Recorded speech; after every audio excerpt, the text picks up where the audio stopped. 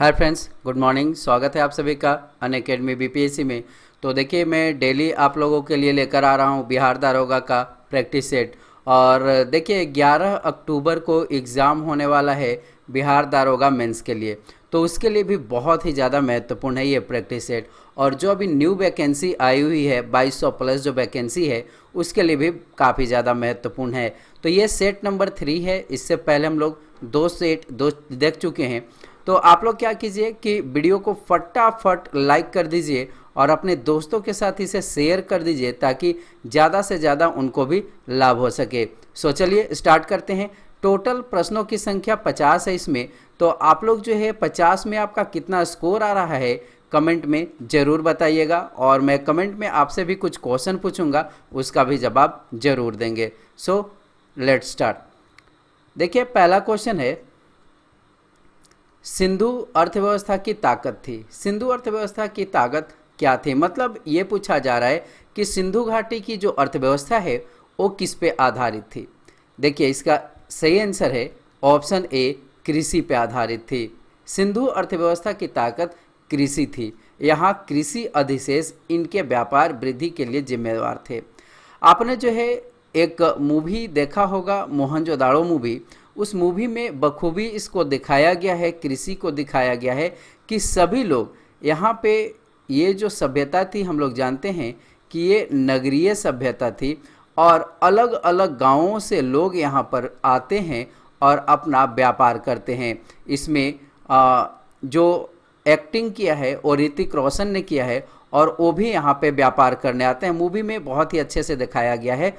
वो नील लेकर के आते हैं, नील की खेती करते हैं, लेकर के आते हैं और यहाँ पे सेल करते हैं। तो यहाँ की जो अर्थव्यवस्था थी वो कृषि पर ही डिपेंड थी। ओके, क्वेश्चन नंबर 2 है, निम्न में से कौन सा जैन मतों का त्रिरत्न नहीं है? जैन मतों का त्रिरत्न कौन नहीं है? देखिए, इसका राइट आंसर है ऑप्शन सी, सम्यक दृष्टि। जैन धर्म के जो त्रिरत्न हैं, सम्यक दर्शन, सम्यक ज्ञान और सम्यक आचरण या चरित्र, ये सम्यक दृष्टि नहीं है। जैन धर्म की स्थापना किसने की? देखिए, एक तो पूछा जाता है कि जैन धर्म की स्थापना किसने की। स्थापना आपको कमेंट में बता देना है फटाफट। और वास्तविक संस्थापक जैन धर्म के कौन है? तो ये हैं जैन धर्म के 24वें तीर्थंकर, 24वें और अंतिम तीर्थंकर। इनका नाम है महावीर स्वामी। ठीक है, महावीर स्वामी। चलिए, क्वेश्चन नंबर 3 है, तंजौर में बृहदेश्वर मंदिर का निर्माण किसने करवाया था? इसका सही आंसर है ऑप्शन बी, राजा राज चोल ने। तंजौर में बृहदेश्वर मंदिर का निर्माण चोल राजा चोल के द्वारा करवाया गया था। और यह मंदिर किसको समर्पित है? तो ये भगवान शिव की मंदिर है, भोलेनाथ की मंदिर है ये। ठीक है, और इसे राजराजेश्वर मंदिर या फिर पेरुवाडुयार मंदिर के रूप में भी जाना जाता है। ज़्यादातर प्रश्न जो है आपसे पूछा ये जाएगा कि राजराजेश्वर मंदिर ये कहाँ पे है। ठीक है, तो काफ़ी स्टूडेंट इसमें कंफ्यूज भी कर जाते हैं। और यह मंदिर जो है यूनेस्को की विश्व विरासत सूची में है। ठीक है, याद रखना है आपको। इसको महान जीवित चोल मंदिर भी कहा जाता है। क्वेश्चन नंबर 4 है, दिल्ली का पहला सुल्तान जो मुद्रा को नियमित प्रचलन में लाया और दिल्ली को अपने साम्राज्य की राजधानी घोषित की। इसका राइट आंसर है ऑप्शन ए, इल्तुतमिश। दिल्ली सल्तनत के सुल्तान इल्तुतमिश ने पहली बार मुद्रा को नियमित प्रचलन में किया था और दिल्ली को राजधानी घोषित किया था। इस प्रकार हम लोग कह सकते हैं कि 2 प्रकार की मुद्रा को प्रचलन में लाया गया, जिसमें एक था टंका और एक था टंका। ये जो है ये चांदी का होता था। टंका जो होता था ये चांदी का होता था और दूसरा था जीतल। ठीक है, जीतल जो होता था ये तांबे का होता था। ठीक है, ये तांबे का होता था। अगला प्रश्न है,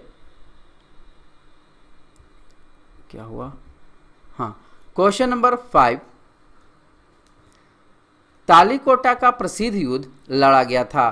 तालीकोटा का युद्ध कब हुआ था? इसका सही आंसर है ऑप्शन ए, 1565 ईस्वी में। तालीकोटा का युद्ध 1565 ईस्वी में विजयनगर साम्राज्य, विजयनगर साम्राज्य, विजयनगर साम्राज्य और दक्षिण के सल्तनतों के बीच में ये हुआ था। इसका परिणाम ये रहा, विजयनगर की हार हो गई थी और दक्षिण भारत से जो हिंदू शासक थे, हिंदू शासन का पतन हो गया था। क्वेश्चन नंबर 6 है, मीर बख्शी मुगल साम्राज्य का प्रमुख होता था। इसका सही आंसर है सेना संगठन का प्रमुख होता था मीर बख्शी। मुगल साम्राज्य में अकबर के शासनकाल में सैनिकों के प्रमुख को मीर बख्शी कहा जाता था। याद रखना है, प्रश्न ये भी पूछा जाएगा कि मीर बख्शी किसको कहा जाता है। इनडायरेक्टली यही क्वेश्चन पूछा भी गया है इससे, ठीक है। इसमें सेना के सभी पदों पर नियुक्तियां मीर बख्शी के द्वारा ही होती थी और साथ ही साथ सैनिकों के वेतन, प्रशिक्षण मतलब कि ट्रेनिंग, घोड़े दागने की जो जिम्मेवारी होती थी, ये सब जो है इसी के हाथों में होता था, मीर बख्शी के हाथों में होता था। अकबर के शासनकाल में मीर बख्शी का एक बहुत ही बड़ा कह तो रोल था। मनसबदारी प्रथा के होने से मीर बख्शी का योगदान और भी महत्वपूर्ण हो गया था। क्वेश्चन नंबर 7 है, 1700 ईस्वी में राजा राम की मृत्यु के बाद मराठों ने मुगलों के विरुद्ध युद्ध उसकी वीर पत्नी के नेतृत्व में जारी रखा। आज ही मैंने ये प्लस में पढ़ाया है, बीपीएससी प्लस में अनअकैडमी में। 1700 ईस्वी में राजा राम की जब मृत्यु हो गई थी तो इसके बाद यहाँ पे आपसे क्या पूछा जा रहा है, यहाँ से पूछा यह जा रहा है कि राजा राम की पत्नी का नाम क्या था। इन्होंने मुगलों के विरुद्ध जो है युद्ध जारी रखी थी, इनका नाम था ताराबाई। ऑप्शन ए इसका राइट आंसर होगा। इनकी विधवा पत्नी थी ताराबाई। इन्होंने अपने 4 वर्षीय पुत्र शिवाजी द्वितीय को, शिवाजी द्वितीय के नाम से गद्दी पर इनको बैठाया था और मुगलों से स्वतंत्रता संघर्ष जारी रखा था। क्वेश्चन नंबर 8 है, रामायण का फारसी में अनुवाद किसने करवाया। रामायण का फारसी में अनुवाद किसने करवाया। देखिए इसका सही आंसर है ऑप्शन बी, बदायूनी ने। रामायण का फारसी में अनुवाद बदायूनी ने करवाया था और अकबर के कहने पर इसने इसका फारसी में अनुवाद करवाया था और इस काम को करने में लगभग 4 वर्ष का समय लग गया था। क्वेश्चन नंबर 9 है, बंगाल में अस्थायी बंदोबस्त किसके द्वारा लागू किया गया था। क्वेश्चन नंबर 9 का सही आंसर है ऑप्शन डी, लॉर्ड कॉर्नवालिस के द्वारा। अस्थायी बंदोबस्त एक भू राजस्व व्यवस्था थी और इसको 1793 ईस्वी में 1793 में बंगाल के गवर्नर जनरल कॉर्नवालिस ने बंगाल में लागू किया था और इस व्यवस्था के अंतर्गत कंपनी ने जमींदारों को भूस्वामी मानते हुए राजस्व की दर को नियत कर दिया था। मतलब कि कंपनी ने ये कहा था जो जमींदार थे उनको कि आप जो है भूस्वामी हैं, ठीक है, मतलब कि जो ज़मीन है वो आपका है और इसके हिसाब से जमींदारों के ऊपर जो है वो लगान लगा दिया था इन्होंने, ठीक है। और इसके तहत निश्चित तिथि के सूर्य अस्त से पहले, मतलब कि अगर डेट दिया गया कि इस तारीख तक अगर आपने कर नहीं दिया तो जमींदार कृषक को जमीन से अपदस्थ कर सकता था, ठीक है। जो जमींदार होता था वो कृषक को, अब जमींदार जो है इसके पास जो ज़मीन होता था ये कोई ना कोई किसान इस पे खेती करता था, ठीक है, तो इस कृषक से ये ज़मीन ले सकता था। क्वेश्चन नंबर 10 है, मुस्लिम लीग की स्थापना किस वर्ष की गई। क्वेश्चन नंबर 10 इसका सही आंसर है ऑप्शन सी, 1906 में मुस्लिम लीग की स्थापना 30 दिसंबर 1906 ईस्वी को वायसराय मिंटो द्वितीय के काल में हुआ था। याद रखिएगा, मिंटो द्वितीय के शासनकाल में हुआ था और ढाका के नवाब थे सलीमुल्लाह,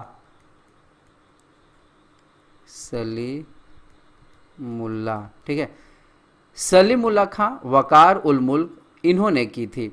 इसके बाद 1908 ईस्वी में 1908 में लीग के अमृतसर अधिवेशन में मुस्लिम लीग का संविधान तैयार हुआ था। क्वेश्चन नंबर 11 है, सती प्रथा को किसके द्वारा प्रतिषेध किया गया? क्वेश्चन नंबर 11, इसका सही आंसर है ऑप्शन डी, विलियम बेंटिक के द्वारा। सती प्रथा को लॉर्ड विलियम बेंटिक ने प्रतिषेध किया था, लेकिन सती प्रथा को प्रतिषेध करवाने में इनका सबसे बड़ा जो हाथ रहा था वो रहा था राजा राम मोहन राय जी का। राजा राम मोहन राय जी ये भारत के एक बहुत बड़े धर्म सुधारक, समाज सुधारक थे। ठीक है, धर्म सुधारक नहीं, समाज सुधारक थे। इनको राजा की उपाधि किसने दी थी? इनको राजा की उपाधि किसने दी थी, प्रश्न ये पूछा जाएगा। तो अकबर द्वितीय ने। ठीक है, अकबर द्वितीय। क्वेश्चन नंबर 12 है, ब्रह्म समाज का संस्थापक कौन था? ब्रह्म समाज का संस्थापक कौन था? इसका राइट आंसर है ऑप्शन सी, राजा राम मोहन राय। राजा राम मोहन राय ने ब्रह्म समाज की स्थापना की थी। अब इसकी स्थापना कब की गई थी? 1828 ईस्वी में इसकी स्थापना की गई थी। ये एक समाज सुधारक थे और आधुनिक भारत के पिता इनको कहा जाता है और भारतीय राष्ट्रवाद का जनक भी इनको कहा जाता है। ठीक है, एक चीज़ याद रखिएगा, इनकी जो समाचार पत्र या किताबें हैं पूछा जाता है संवाद कौमुदी, यहाँ से सबसे ज़्यादा पूछा जाता है किसका है? तो राजा राम मोहन राय जी का है। क्वेश्चन नंबर 13, असहयोग प्रस्ताव कांग्रेस के किस अधिवेशन में पास किया गया था? क्वेश्चन नंबर 13 का सही आंसर है ऑप्शन डी, कलकत्ता में। ठीक है, कलकत्ता के विशेष अधिवेशन सितंबर 1920 में ये हुआ था और इसमें असहयोग आंदोलन प्रस्तावना को मान्यता दी गई और कांग्रेस के वार्षिक अधिवेशन दिसंबर 1920 में नागपुर में इस आंदोलन को लागू किया गया। इस आंदोलन के नेतृत्वकर्ता कौन थे? गांधी जी, है ना, गांधी जी थे। क्वेश्चन नंबर 14 है, भारतीय राष्ट्रीय कांग्रेस की प्रथम महिला अध्यक्ष कौन थी? भारतीय राष्ट्रीय कांग्रेस की प्रथम महिला, ये बहुत बार क्वेश्चन पूछा गया बीपीएससी में, दारोगा में भी, और स्टूडेंट कंफ्यूज करके गलत कर जाते हैं। देखिए इसका सही आंसर है ऑप्शन डी, एनी बेसेंट। अगर यहाँ पे होता भारतीय राष्ट्रीय कांग्रेस की प्रथम भारतीय महिला तो आप सरोजनी नायडू करते, लेकिन यहाँ पे भारतीय महिला नहीं लिखा हुआ है, सिर्फ महिला है, इसलिए एनी बेसेंट इसका सही आंसर होगा।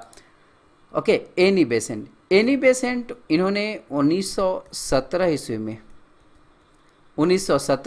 में कांग्रेस के 32वें वार्षिक अधिवेशन में कोलकाता में इन्होंने अध्यक्षता की थी। ओके, कलकत्ता में अध्यक्षता की थी। आयरलैंड की ये महिला थी और ये और बाल गंगाधर तिलक इन दोनों ने मिल करके 1916 ईस्वी में होम रूल लीग आंदोलन चलाया था। क्वेश्चन नंबर 15 है, अखिल भारतीय महिला सम्मेलन कब स्थापित हुआ था? इसका सही आंसर है ऑप्शन डी, 1927 में। अखिल भारतीय महिला सम्मेलन 1927 ईस्वी में स्थापित हुआ था और इस सम्मेलन का मेन उद्देश्य ये था कि महिलाओं को समाज में समान दर्जा दिलवाना और उनके उत्थान के लिए प्रयासरत होना, इसका मेन उद्देश्य था। क्वेश्चन नंबर 16 है, निम्नलिखित में से किस देश का सबसे बड़ा लिखित संविधान है? बिल्कुल बच्चों वाला क्वेश्चन है, ये है भारत का। लिखित जैसे ही आ गया तो सबसे बड़ा लिखित भारत का संविधान है।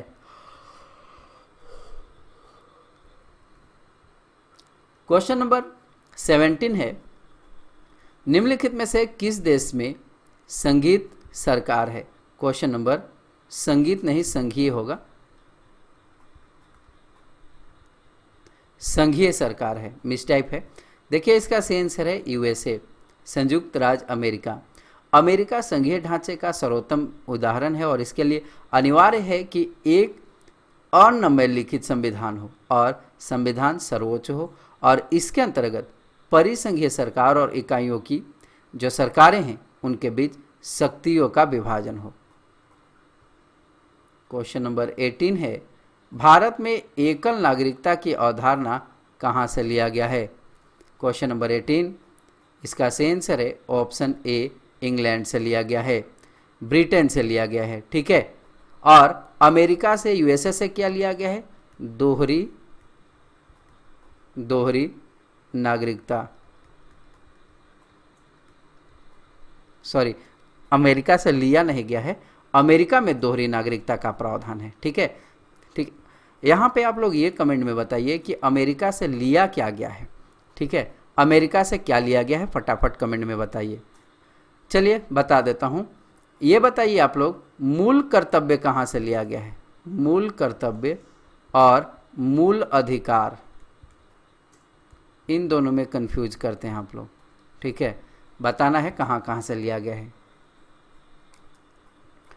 क्वेश्चन नंबर 19 है, भारतीय संसद में पर्यावरण संरक्षण अधिनियम कब पारित किया? क्वेश्चन नंबर 19, इसका सही आंसर है 1986 में। संयुक्त राष्ट्र का प्रथम मानव पर्यावरण सम्मेलन 5 जून 1972 को स्टॉकहोम में संपन्न हुआ था। ठीक है, स्टॉकहोम में संपन्न हुआ था। इससे प्रभावित होकर के भारत ने पर्यावरण संरक्षण अधिनियम 1986 पारित किया था। क्वेश्चन नंबर 20 है, शिक्षा को किस सूची में शामिल किया गया है? शिक्षा को किस सूची में शामिल किया गया है? इसका सही आंसर है ऑप्शन सी, समवर्ती सूची। शिक्षा समवर्ती सूची का विषय है। समवर्ती सूची पर संसद और राज्य, विधानमंडल दोनों ही कानून बना सकते हैं, लेकिन संसद और राज्य विधानमंडल द्वारा बनाई गई जो विधि है उसमें विरोध होने पर संसद द्वारा जो बनाई गई नियम कानून होगी उसको ही मान्यता मिलेगी। और ये भी पूछा जाएगा कि शिक्षा को किस संशोधन के तहत समवर्ती सूची में शामिल किया गया? 42वां संविधान संशोधन। ठीक है, 42वें संविधान संशोधन के द्वारा। क्वेश्चन नंबर 21 है, निम्नलिखित में से किस वैज्ञानिक ने यह सिद्ध किया कि सूर्य के चारों ओर प्रत्येक नक्षत्र का मार्ग दीर्घ वृत्ताकार है? क्वेश्चन नंबर 21, इसका सही आंसर है ऑप्शन ए, केपलर ने यह कहा था। ठीक है,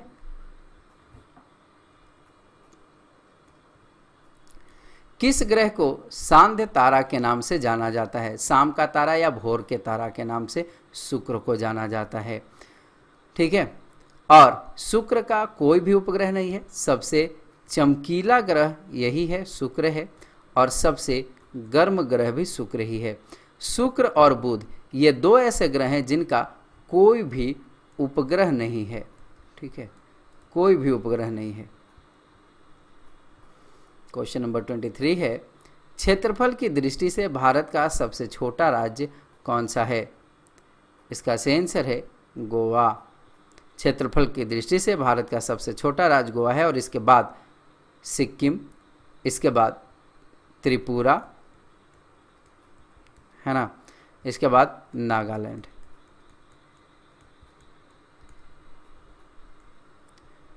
क्वेश्चन नंबर 24, पश्चिम बंगाल की सीमाएं कितने देशों के साथ लगती है?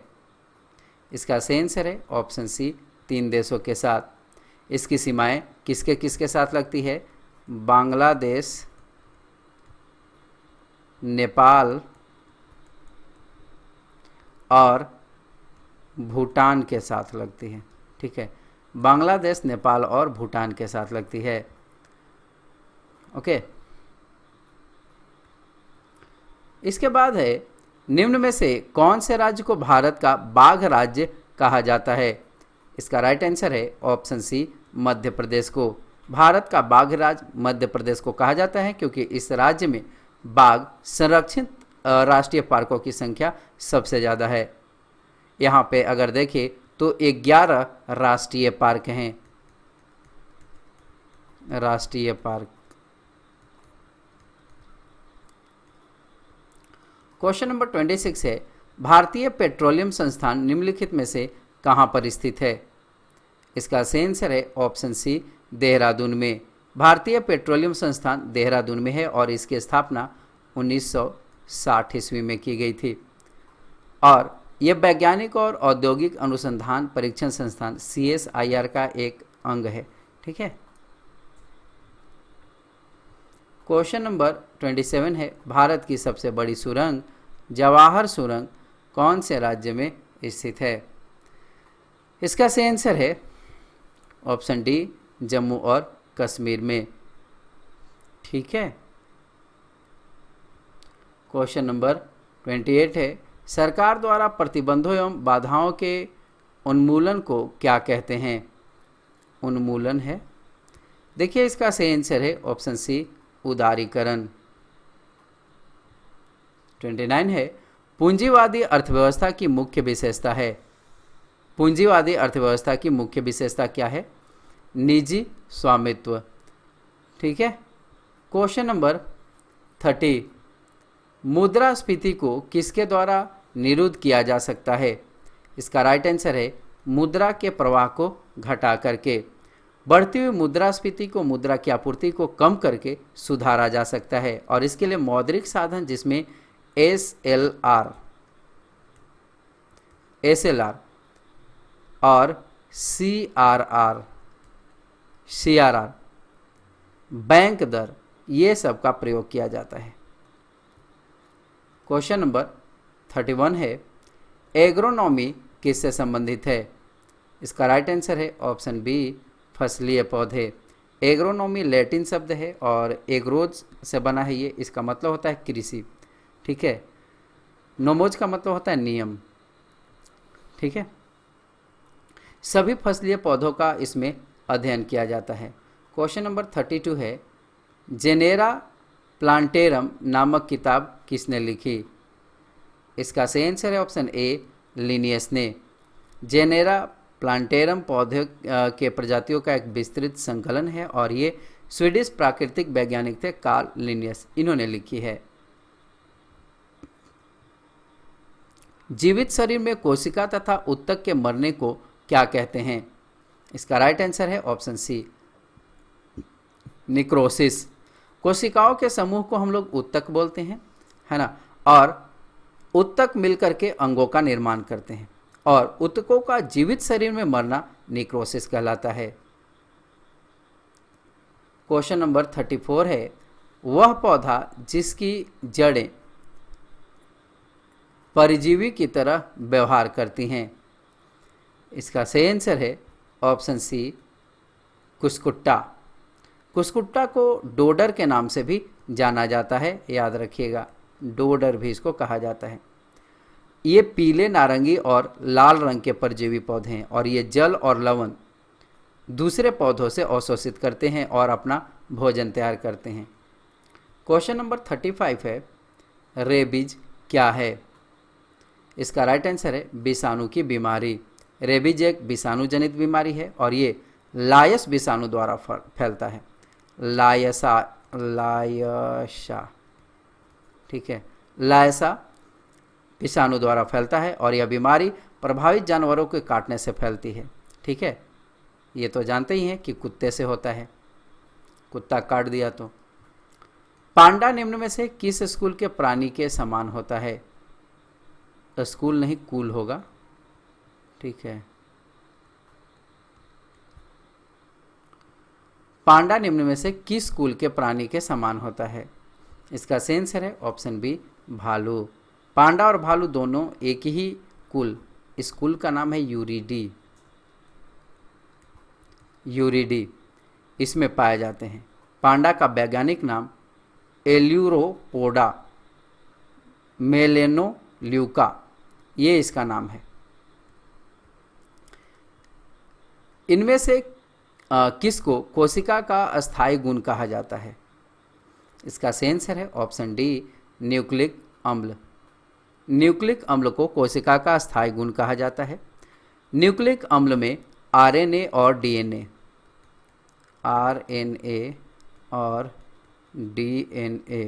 आरएनए और डीएनए शामिल है और यह आनुवांशिक जानकारी को एक पीढ़ी से दूसरी पीढ़ी तक हस्तांतरित करता है।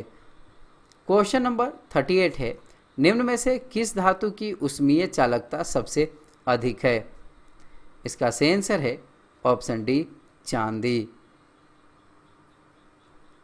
क्वेश्चन नंबर 39 है, निम्न में से किस में संवहन होता है? इसका राइट आंसर है ऑप्शन बी, केवल द्रवों और गैसों में। संवहन किसी द्रव अथवा गैस के अणुओं के संचार के कारण होता है, इसलिए संवहन की प्रक्रिया जो है वो ठोस में नहीं होती है।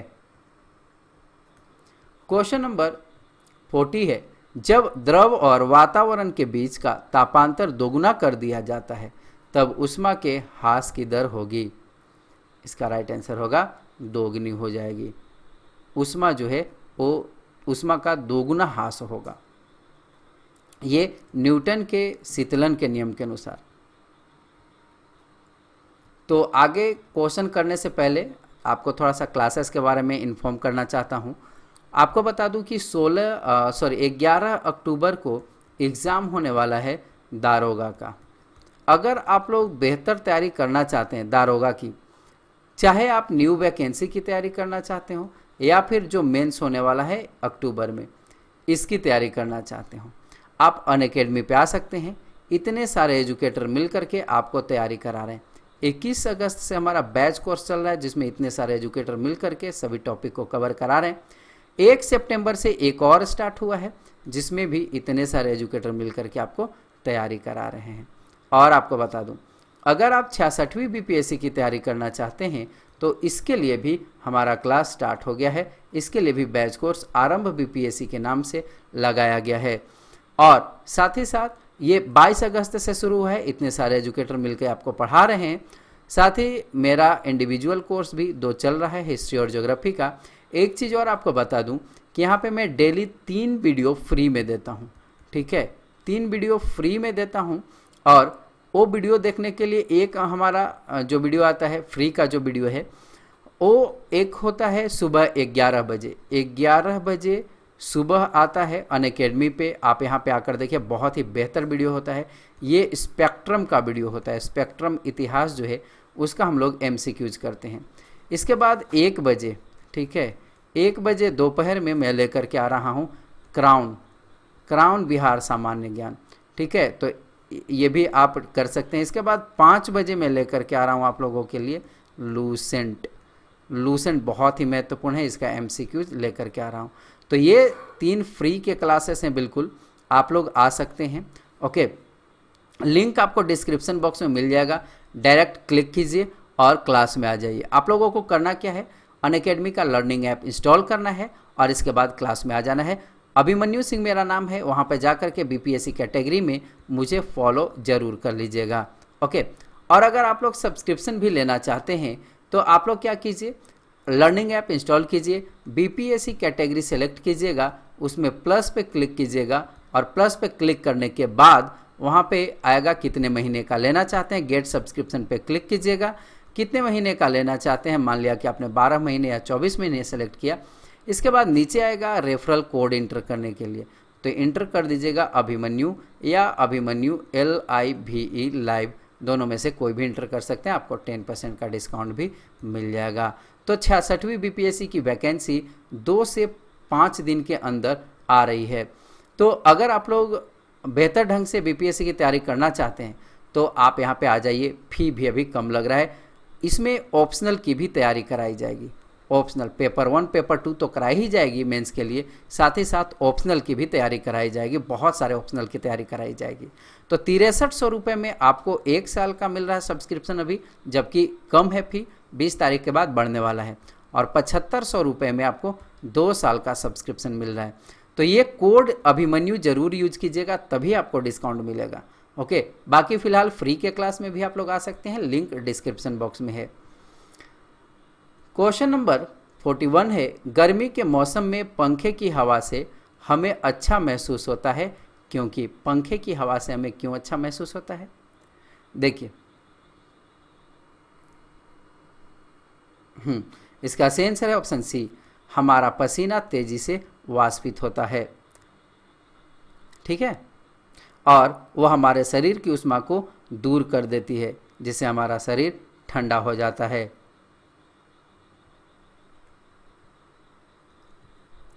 निम्नलिखित में से कौन सा प्रकाश कांच में न्यूनतम गति से संचार करता है? 42। इसका सही आंसर है ऑप्शन बी, बैगनी प्रकाश। किसी भी माध्यम में प्रकाश की चाल उसकी तरंगदैर्ध्य के अनुक्रमानुपाती होती है, लेकिन बैगनी प्रकाश का तरंगदैर्ध्य इन सब से जो विकल्प में दिए हुए हैं लाल, हरा और पीला, इससे कम होता है, इसलिए इसकी चाल इनसे कम होगी। 43 है, निम्न में से कौन से कण परमाणु नाभिक में उपस्थित होते हैं? 43। इसका सही आंसर है ऑप्शन ए, प्रोटॉन एवं न्यूट्रॉन। ये कल भी मैंने बताया था, प्रोटॉन और न्यूट्रॉन नाभिक में होते हैं और इलेक्ट्रॉन जो होता है वो इस पर निगेटिव चार्ज होता है और कक्षा के चारों ओर ये मूव करते रहता है। क्वेश्चन नंबर 44 है, निम्नलिखित में से अधिकतम द्रव्यमान किसका होगा? इसका राइट आंसर है न्यूट्रॉन का। न्यूट्रॉन। आंध्र प्रदेश के मुख्यमंत्री ने एपीएल परिवारों के लिए चिकित्सा सहायता योजना प्रारंभ की है, उस योजना का नाम बताना है आपको। इसका नाम है आरोग्य रक्षा।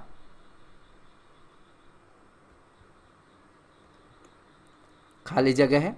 समाज के कमजोर वर्ग को वित्तीय सेवाएं देने के लिए केंद्र सरकार द्वारा योजना शुरू की गई है, कौन सी योजना? प्रधानमंत्री जन धन योजना।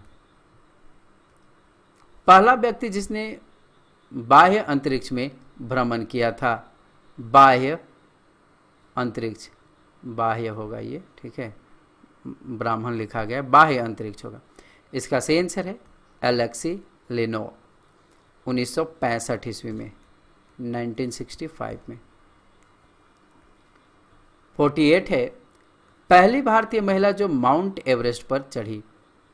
इसका राइट आंसर है ऑप्शन ए, बछेंद्री पाल। ये पहली भारतीय महिला हैं, इन्होंने 1984 ईस्वी में फतह किया था, ठीक है, माउंट एवरेस्ट को। क्वेश्चन नंबर 49 है, निम्नलिखित में से कौन भारत के परमाणु विज्ञान का पिता कहलाता है? इसका राइट आंसर है ऑप्शन ए, एच.जे. भाभा। एच.जे. भाभा को भारतीय परमाणु विज्ञान का जनक कहा जाता है। वे परमाणु ऊर्जा आयोग के प्रथम अध्यक्ष भी रहे थे। क्वेश्चन नंबर 50 है, द फ्यूचर ऑफ इंडिया पुस्तक के लेखक कौन हैं? Question number 50। इसका सही आंसर है ऑप्शन ए, बिमल जालान। बिमल जालान भूतपूर्व गवर्नर आरबीआई के, ठीक है। तो ये था हमारा सेट नंबर 3, ये सॉरी 2 यहाँ पे लिखा हुआ है, 3 है ये, ठीक है, 3 है। और इसके बाद कल हमारा सेट नंबर 4 आएगा और डेली ये 10:30 AM में आपको मिल जा रहा है क्लास। तो आप लोगों से बस एक रिक्वेस्ट होता है कि जितना हो सके इसको लाइक कर दीजिए, जितने दोस्त हैं आपके जो तैयारी कर रहे हैं उनके साथ इसे शेयर भी ज़रूर कर दीजिए। और जितना लाइक शेयर कीजिएगा मुझे भी थोड़ा सा मोटिवेशन मिलेगा और भी बेहतर करूँगा आप लोगों के लिए। तो लाइक एंड शेयर ज़रूर कीजिए। सो मिलते हैं फिर अगले क्लास में। और 3 क्लास जो अनअकैडमी पे आपको फ्री मिल रहा है उसका लिंक डिस्क्रिप्शन बॉक्स में दिया हुआ है, आप वहाँ से जा कर के उस वीडियो को देख सकते हैं। और हमारे जो क्लासेस हो रहे हैं उसको भी आप देख सकते हैं, जो पुराना क्लास है उसको भी आप देख सकते हैं, काफ़ी महत्वपूर्ण क्लास है वो, आप लोग ज़रूर जा कर के देखिए एक बार। सो मिलते हैं अगले क्लास में। Thank you so much. आज के लिए इतना ही।